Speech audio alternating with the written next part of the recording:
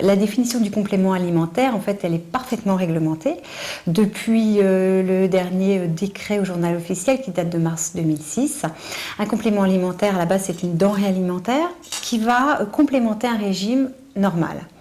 Ça comprend tout un ensemble de nutriments, par exemple des vitamines, des oligo-éléments, ça peut être également des protéines ou des fibres, ça peut également être des plantes et ça complète une alimentation qu'on essaye d'avoir le plus équilibrée possible. Ça se présente sous forme de comprimés, sous forme de granules, sous forme de solutions buvables ou sous forme de sachets.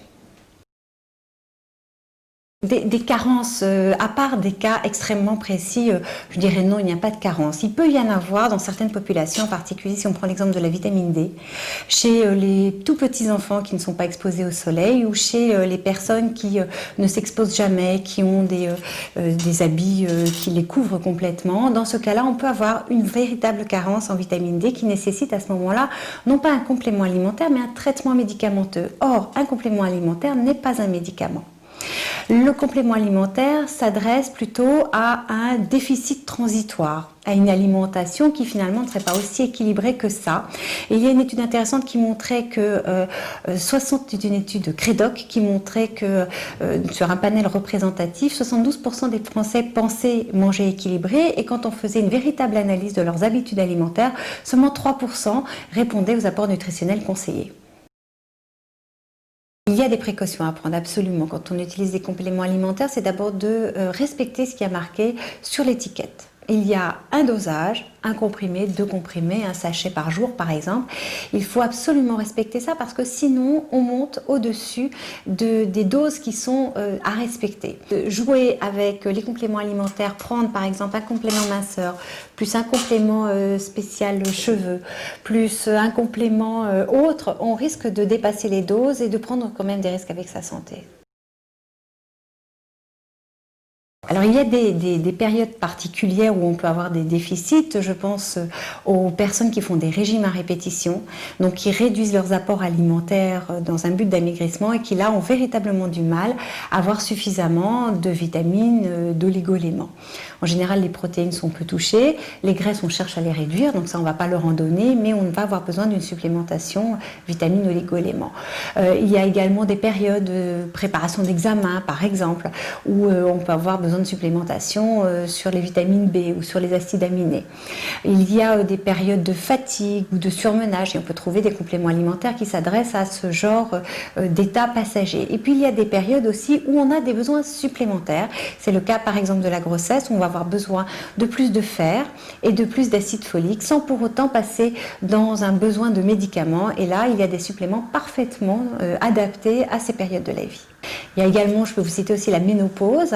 Là, on a besoin par exemple de plus de calcium. On passe de 800 mg de calcium à 1200 mg de calcium et parfois les apports en produits laitiers sont insuffisants.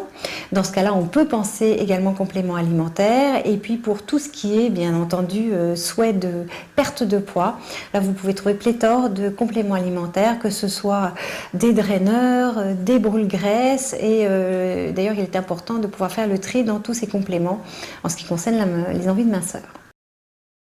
En ce qui concerne les compléments minceurs, déjà il y a une certaine sécurité qui est due justement à ce décret du journal officiel où tout et n'importe quoi ne peut pas être mis sur le marché. Les compléments qui sont en pharmacie ou en parapharmacie aujourd'hui en France répondent à une régulation très stricte et ne dépassent pas les apports nutritionnels conseillés.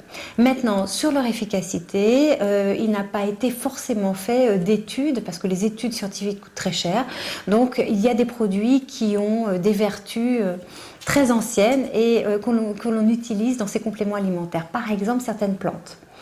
On utilise des plantes dans un but de drainage, anti-rétention d'eau dans le langage commun. C'est le cas par exemple du fenouil, de l'artichaut, du pissenlit. On n'a pas fait d'études sur ces plantes, mais on sait qu'elles amélioraient justement le côté rétention d'eau. Donc on les trouve dans ces compléments alimentaires. Les compléments alimentaires solaires sont destinés à favoriser un bronzage de meilleure qualité et à faire perdurer ce bronzage après l'exposition solaire. En aucun cas, ils ne prennent la place de la crème solaire.